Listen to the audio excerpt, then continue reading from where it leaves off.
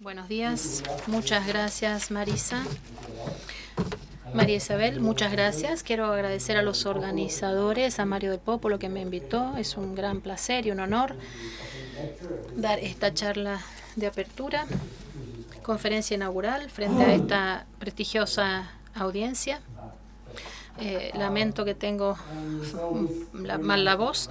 Bueno, es un placer haber vuelto a Mendoza, a pesar de que mi apellido es extranjero. Yo nací y vivo en Buenos Aires. Mis ancestros sí, eran europeos. En los próximos 45 minutos, si los tengo, porque en realidad creo que estamos empezando más de media hora tarde, yo voy a tratar de compartir con ustedes los resultados publicados sobre la epigenética y el control de la elongación-transcripción del splicing alternativo. El splicing alternativo es más una regla que una excepción. Se estima que afecta la expresión del 95% de los genes humanos. Explica cómo una vasta diversidad de proteínas se puede lograr con un número limitado de genes. No tenemos más genes que los gusanos, por ejemplo, pero generamos muchas más proteínas porque cada gen puede generar muchas más proteínas que, por ejemplo, un gusano. Las mutaciones que afectan las secuencias regulatorias del splicing alternativo son la fuente de la enfermedad humana, como el cáncer, por ejemplo, que se puede explicar en mutaciones, por mutaciones en el splicing humano. Y en los últimos 25 años he estado estudiando la regulación del splicing alternativo, que no solamente depende de la interacción de los factores de splicing con las secuencias objetivo en el pre-RNA. Y esta es la forma en la que yo voy a tratar de explicarles el splicing alternativo. El gen es el ADN, pero el ADN se transcribe y se transforma en el pre-RNA. Y esto se puede cortar de diferentes formas por el spliceosoma para tener diferentes ARN mensajeros o RNAM. Y entonces son dos diferentes versiones de la misma proteína a través del splicing alternativo. Cuando yo estaba en Oxford, como dijo Marisa, nosotros clonamos el gen de la fibronectina humana y descubrimos el splicing alternativo, y después de un tiempo encontramos que hay 3 regiones de splicing y logramos 20 diferentes mensajeros y proteínas de un solo gen humano. En ese momento pensamos que era un caso extremo, hasta que nosotros aprendimos de que hay más casos extremos, como el caso del gen de SCAM, y donde tenemos 4 regiones de splicing alternativo, con 12, 48, 33 y 2 axones cada uno, que son excluyentes mutuamente. Este es un mecanismo que permite la selección. Yo no voy a tener tiempo de explicar esto, pero mencioné el problema filosófico en la definición de un gen. Este gen puede generar más proteína que el número de genes que tiene una mosca. La mosca tiene 18.000 genes y tenemos uno solo que puede generar 38.000 proteínas diferentes. Entonces tienen función en el desarrollo de otros sistemas que ya les voy a explicar. Entonces, para ilustrar la importancia del splicing, les voy a mostrar un solo ejemplo que es el más espectacular. Este es el caso de los vampiros, que contienen en su cara estructuras especiales que pueden detectar el calor, y debido a que se alimentan de sangre, detectan el calor de las presas y entonces pueden atacarlas y chupar la sangre.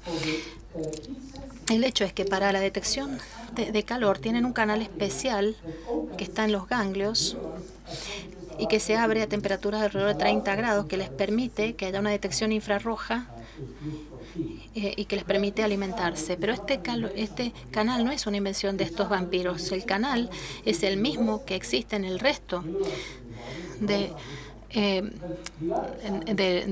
los seres, no en los ganglios, pero que tienen una detección a temperatura más alta, 43 grados. Que hace que uno sienta el calor cuando coloca la mano en un lugar caliente. La diferencia entre estos dos canales es solamente un segmento que está presente en ese canal que se abre a 43 grados y que está ausente en el canal que se abre a los 30 grados. Esta diferencia es una diferencia en splicing alternativo. Entonces, en la evolución, el splicing alternativo permite esta adaptación sin tener que inventar un nuevo gen, teniendo un gen conocido ya. Sabemos que el splicing es principalmente co-transcripcional. Sucede mientras el ARN está siendo fabricado. Ya les voy a mostrar evidencia. No les voy a mostrar evidencia, pero hay muchos trabajos que muestran que el splicing ocurre de manera co-transcripcional. A fines de los 90, en nuestro laboratorio mostramos que el splicing y el splicing alternativo están acoplados a la transcripción del ARN. Y no es solamente cotranscripcional, sino en la cotranscripción también tenemos un splicing concurrente en el que los intrones y exones pueden ocurrir antes de que la enzima polimerasa 2 llegue al final del gen. Pero cuando hablamos acerca del acoplamiento, hablamos acerca de la influencia de la maquinaria de transcripción o cinética en la reacción de splicing y viceversa. Por lo tanto, este es un mecanismo de acoplamiento.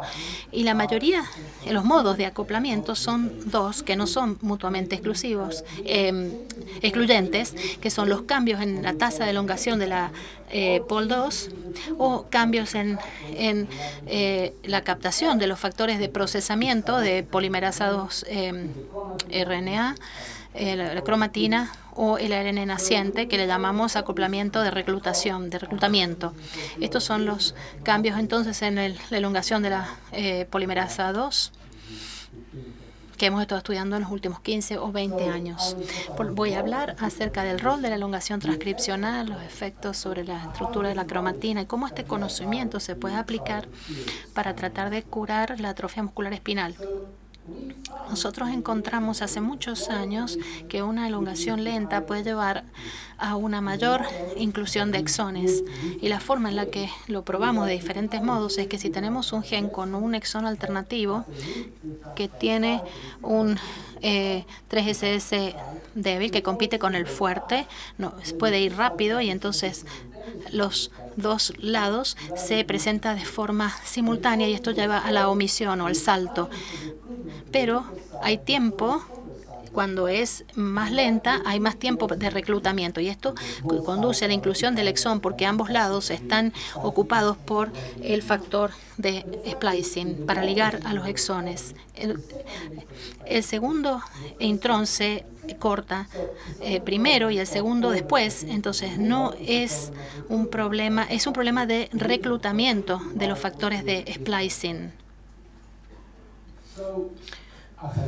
Como les dije, una elongación lenta promueve una mayor inclusión de exones.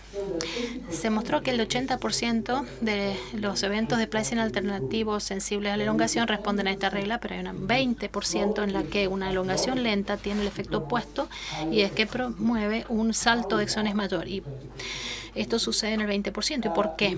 Nosotros encontramos con Jardin, que es un estudiante postdoctoral en Buenos Aires, encontró el mecanismo por el cual cuando tenemos un exón particular, vemos que hay un inhibidor, en este caso el ETR3, que no puede ligarse a su lado blanco y esto lleva a la inclusión. Entonces, si va lento, el inhibidor tiene más tiempo para encontrar su lado blanco y entonces promueve el salto del exón. Este es exactamente el efecto opuesto. Yo quiero que recuerden este caso porque en el caso de la atrofia muscular espinal, este es el caso, tenemos un caso de un exón en el cual la elongación lenta promueve el salto. Entonces, el rol de la elongación de la polimerasa 2 fue confirmada por el uso de un mutante lento de la polimerasa 2 ARN. Esto se estudió hace ya muchos años con Bentley. En el 2003, él creó una mutación en la subunidad de la ARN POL2 que causa que la elongación sea más lenta, no pueda superar las pausas en la cromatina. Por lo tanto, utilizamos un sistema desarrollado por Cordan en la Universidad Johns Hopkins, que con un minigen que tiene un exón alternativo en cultivo y luego se cotransecta a través del splicing alternativo, ya sea con el mutante lento o con el débil. Entonces se genera una resistencia a los antibióticos con la alfa-amanitina. Entonces se mata el endógeno y el ADN endógeno es transcripto, que puede ser lento o el tipo salvaje. Lo que vimos esencialmente es que para esos casos, como de la fibronectina exon 33 EDI1, en el cual la elongación lenta genera más inclusión, el nivel se aumenta 4 veces cuando la transcripción se hace por la polimerasa lenta. En el otro caso, en el caso de los exones que tienen el efecto opuesto, vemos exactamente lo opuesto. Con una menor elongación, una elongación más lenta, tenemos un mayor salto de exones. Entonces, ¿qué puede cambiar de forma fisiológica? Debido a que ese mutante de POL2 no existe en los humanos. No existe en los animales. Hay un trabajo de Cáceres en Edimburgo que va a aparecer la semana próxima, en la que él creó una mutación en ratones, y este no es letal. Se cambia la velocidad y el embrión no progresa. Las células embriónicas pueden colocarse en cultivo y hay un gran cambio en el splicing transcripcional debido a la polimerasa lenta. Entonces, ¿qué puede afectar a la elongación sin esas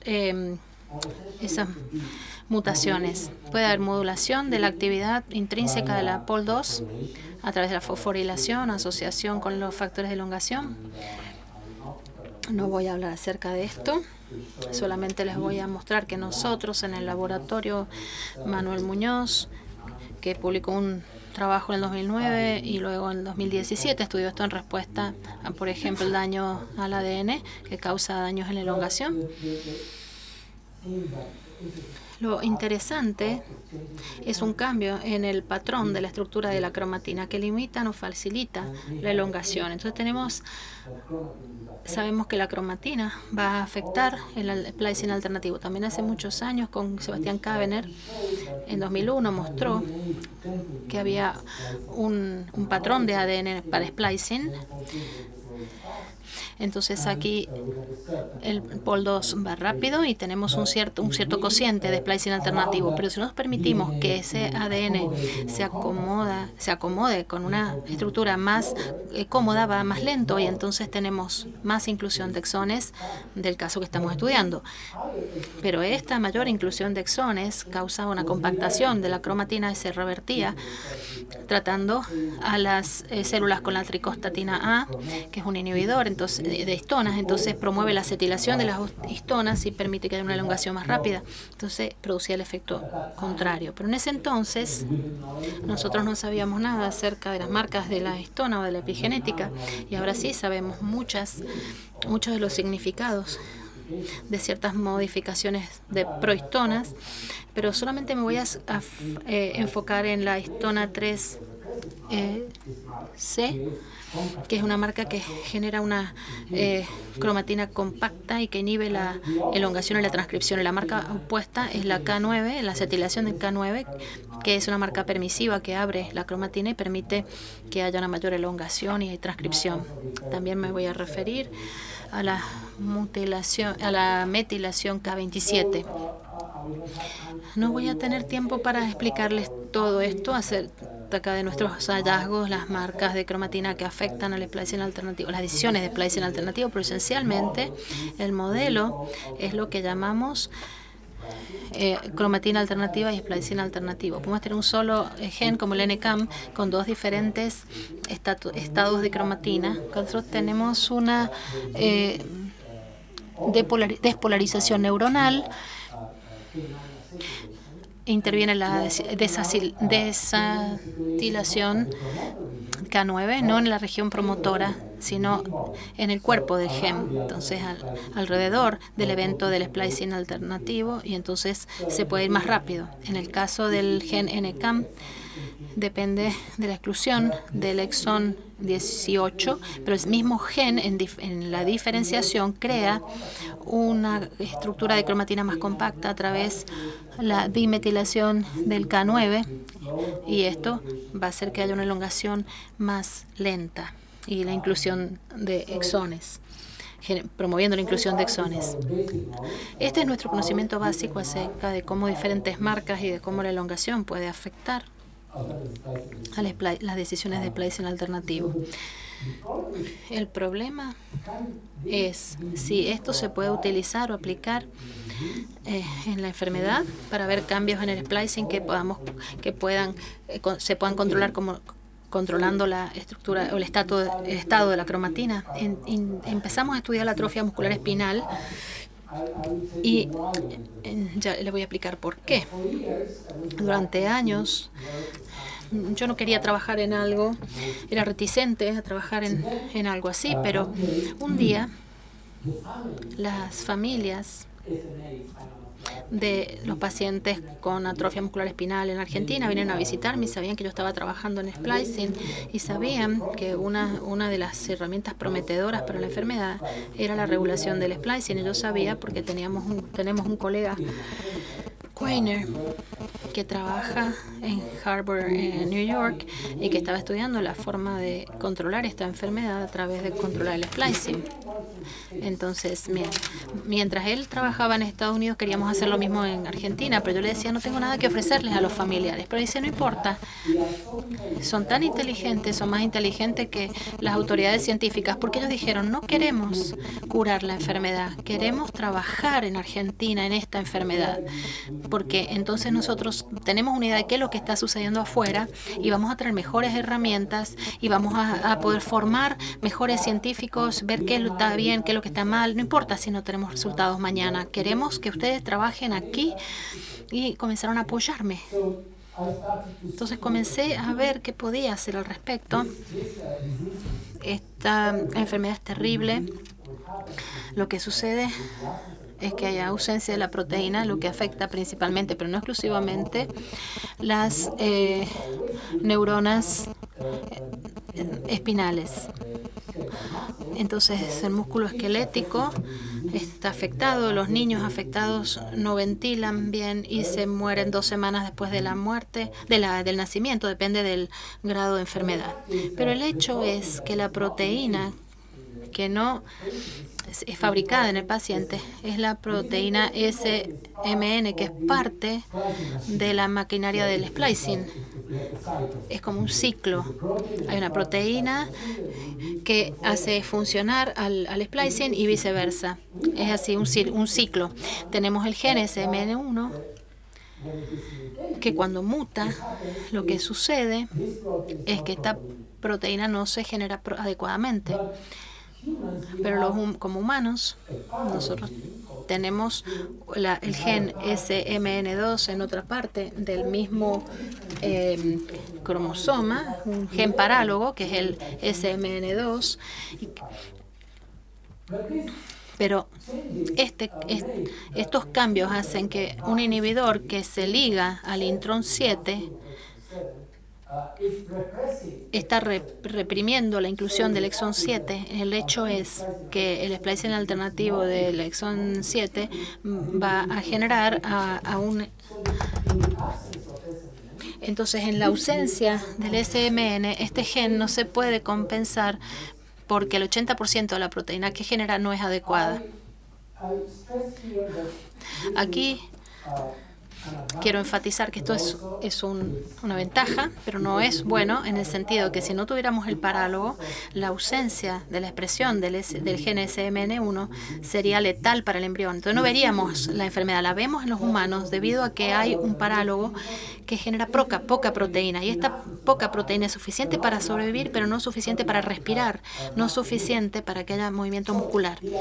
Entonces la idea de Kreiner no era reemplazar o revivir la mutación en el gen SMN1, sino revivir la expresión del parálogo, eliminando el inhibidor y convirtiendo el parálogo en un gen saludable para producir suficiente proteína. ¿Me están siguiendo?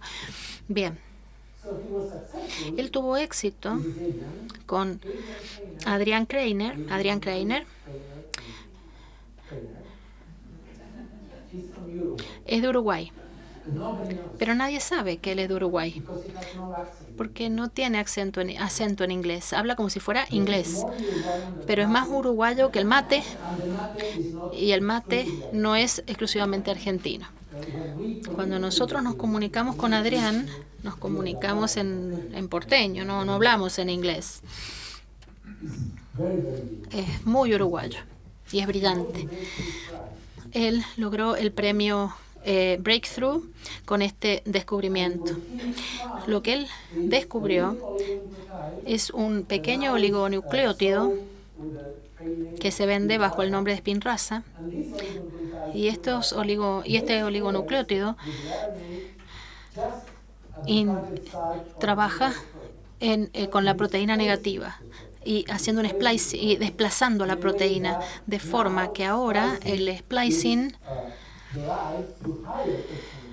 genera una mayor inclusión de exones, que es lo que no sucede con el gen SMN1, pero sí con el parálogo, que genera un 80% de la proteína saludable. Y esto es increíble, es muy bueno para los pacientes. Spinraza fue aprobada por la FDA en Navidad del 2016, y desde entonces cientos de niños, ya van a ver uno, que no solamente sobrevivió, sino que pudo superar la enfermedad más devastadora, y es la primera enfermedad neurodegenerativa que se ha curado en el mundo. Le voy a hablar del caso de Cameron. Yo no lo conozco. Es espectacular este caso. Se le diagnosticó SMA tipo 1, que es la más severa, cuando tenía 5 semanas de edad. Los doctores dijeron que solamente viviría de 6 a 12 meses. Podría vivir más postrado y con ventilación mecánica de por vida. Sus padres lo incorporaron en un estudio experimental de nusinersen, que es el Spinraza. Este video les va a mostrar lo que sucedió.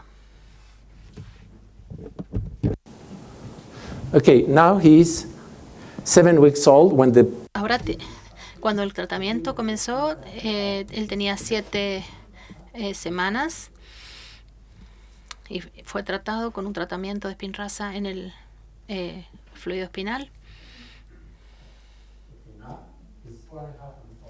Ahí tenía 4 meses y medio, sobrevivió, y ahí está ya agarrando objetos, tratando de agarrar objetos.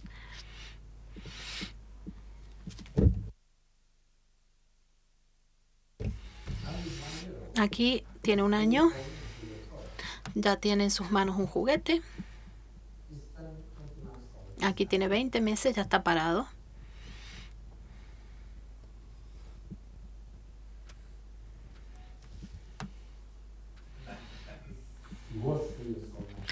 Aquí tenía 3 años y estaba haciendo andar su triciclo.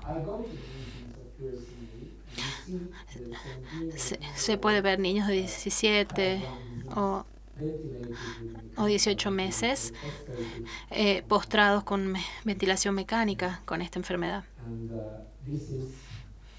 Por lo cual esto es espectacular. Adrián es como Dios. Va a las reuniones, las familias van y le rezan.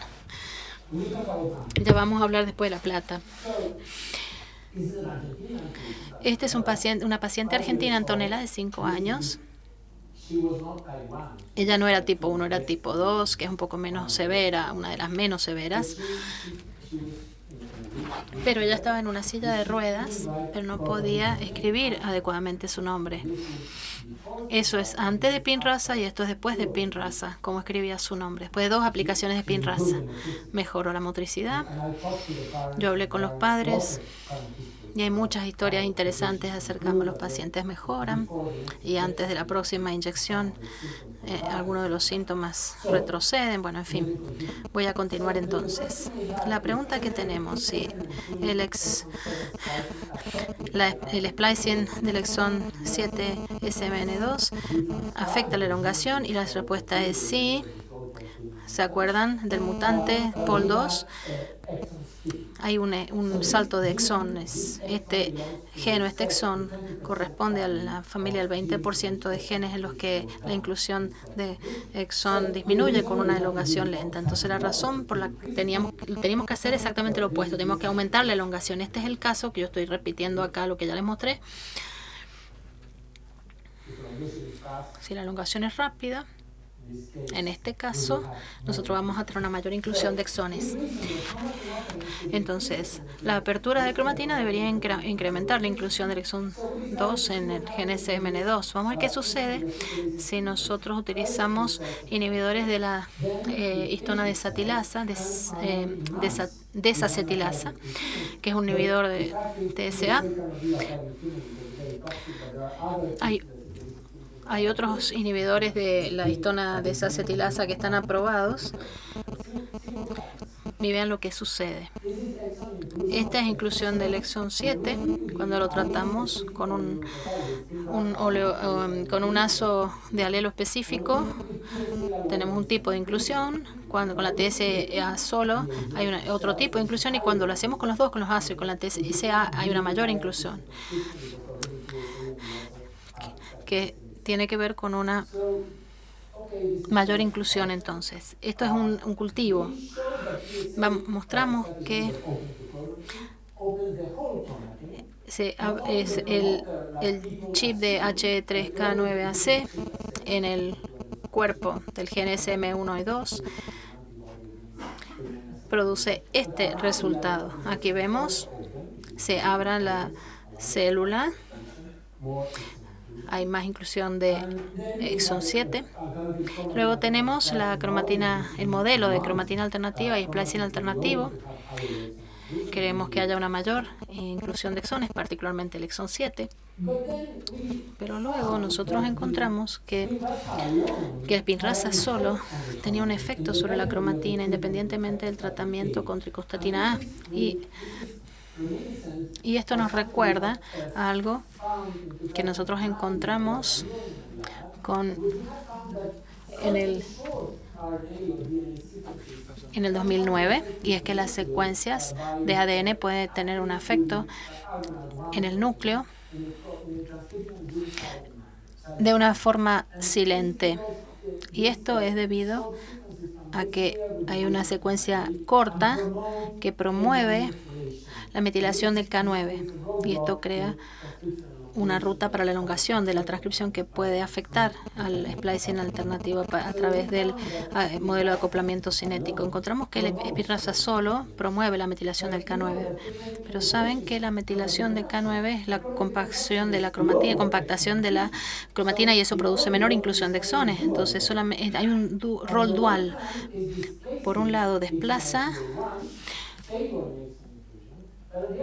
favoreciendo la inclusión de exones y promueve una elongación más lenta que tiene el efecto opuesto, lo que no queremos normalmente. Entonces esto explica por qué cuando nosotros tratamos al paciente con una TSA, ambos mecanismos están trabajando de la misma forma para promover la inclusión. Entonces estamos contrarrestando los efectos indeseables del oligonucleótido. Por eso tenemos una mayor inclusión y mayor efecto. Pero esto es solo en cultivo. A ver, veamos qué ha pasado con los modelos de ratón.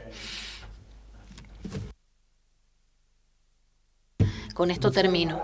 Luciano Marasco, que es un estudiante postdoctoral, no les dije, cuando la familia vino a nosotros, ellos querían apoyarnos y yo dije, no me pagan nada, vamos a presentar a un estudiante de posgrado en el CONICET y ustedes van a pagar todos los reagentes que necesitemos. No nos van a pagar nada a nosotros. Estos eran los padres de un familiar.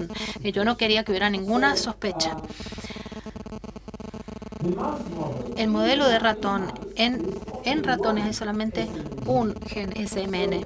Por lo tanto, si los dos alelos se mutan, esto mata a los embriones, entonces no vemos directamente nada. Los investigadores taiwaneses crearon un ratón transgénico en el que se agregaron los dos alelos. Este ratón produce un poquito más de la proteína correcta que en los pacientes humanos, pero es un buen modelo porque cualquier cosa que cambiaría el splicing en el transgen humano permitiría que el ratón sobreviviera, pues si no solamente sobrevivían unos 5 días, se morían rápidamente después del nacimiento. Ahora les voy a mostrar. Luciano les inyectó el PAP en el día 1 solamente con Spinraza o Spinraza y tricostatina o tricostatina sola. Estos son los heterocigotos para el... Estos son los homocigotas que fueron tratados solamente con Spinraza y estos fueron los heterocigotas que fueron tratados con Spinraza y con la tricostatina A. Entonces ven que se ven más grandes que los otros que son más pequeños, que se trataron solamente con el oligonucleótido. Estos son de 11 días después del nacimiento. Aquí tenemos de 42 días después del nacimiento. Este es un homocigota tratado con Spinraza solo y este tratado con Spinraza y TSA. Al día 11, el tratado con Spinraza solamente en dosis subóptimas, por supuesto, tienen dificultades para girar, mientras que los otros tratados con tricostatina y Spinraza giraban fácilmente. Este es la curva de peso corporal. Los tratados con TSA solos murieron. Estos son heterocigotas y este otro tratado con Spinraza solo y estos con Spinraza y tricostatina. Lo que no estamos viendo aquí es cuántos ratones sobrevivieron a qué punto. Y este es el resultado espectacular. Vean que los tratados con TSA solo murieron muy pronto, tratados con una dosis subóptima de Spinraza tipo oligonucleótido, solamente el 20% sobrevivió. Y los tratados con la misma cantidad de Spinraza una sola vez, en el día 1, el 80% sobrevivió. Entonces hay un incremento en sobrevida y en aumento de peso corporal cuando se trata con ambos, con ASO y con TSA, con Spinraza y con TSA, que no es tóxico. Entonces las conclusiones hasta el momento, yo tengo resultados más interesantes, pero son demasiado preliminares todavía, es que la elongación de la polimerasa 2 regula el splicing alternativo a través del acoplamiento cinético. Una elongación lenta puede promover ya sea la inclusión o la omisión o salto de exones, dependiendo del splicing alternativo específico. Encontramos que hay cambios en la cromatina alternativa que pueden producir cambios en el splicing. Estamos observando ahora una terapia combinada para la atrofia muscular específica utilizando los oligonucleótidos específicos para el alelo y cromatina. Quería mencionar a Luciano Marasco, que es un estudiante de doctorado que está dirigiendo el Protectora. Tenemos otros estudiantes de posgrado y toda esta gente que ya no está en el laboratorio y que trabajó en la relación de cromatina y splicing. Como les dije, hemos estado trabajando el efecto del daño del ADN sobre el splicing. Esta es parte del laboratorio que es muy interesante. Estamos estudiando el splicing alternativo en plantas. Encontramos que la elongación afecta el splicing, las decisiones de splicing alternativo, y hoy tenemos un trabajo trabajo molecular en el que mostramos por primera vez que la luz y la oscuridad controlan el splicing alternativo en la planta a través de controlar la elongación. Entonces es la primera vez que nosotros Tenemos un ejemplo de acoplamiento cinético que ocurre en un organismo completo, que es una planta que en respuesta a los estímulos externos, que son la luz y la oscuridad. Tenemos el apoyo de tuvimos el apoyo del HMI por 17 años, pero ya terminó. Desafortunadamente no terminó por nosotros, sino por ellos, porque decidieron detener el programa. Afortunadamente ahora tenemos el apoyo del QSMA de Estados Unidos junto con FAME Argentina y recientemente por la Laboratory Foundation. Si me dan un minuto más. El caso de Adrian Kreiner estaba estudiando los mecanismos básicos del splicing durante toda su vida. Estuvo estudiando y terminó curando una enfermedad muy dramática. Entonces es el mejor ejemplo de que sin el conocimiento de cómo las secuencias, los splicing, etcétera, los parálogos funcionan, sin eso no hay posibilidad de medicina translacional. La ciencia básica es absolutamente necesaria, pues sin eso no hay solución y no hay desvíos, no hay caminos cortos. Y eso es lo que a veces no entienden las autoridades científicas. Y en nuestro caso, muchas veces también estamos introduciendo algo que puede ayudar a curar una enfermedad, pero porque estuvimos estudiando el acoplamiento cinético durante 20 años sin ninguna aplicación, y sin ese conocimiento sería imposible concebir la cura de una enfermedad. Entonces es una pelea constante y nosotros perdemos 10 batallas y ganamos una, perdemos 10, ganamos una, y nosotros esperamos que la gente de Alemania que han hecho esta increíble inversión en la ciencia convencen a las autoridades de nuestro país que no hay un camino corto, no hay un desvío. Muchas gracias.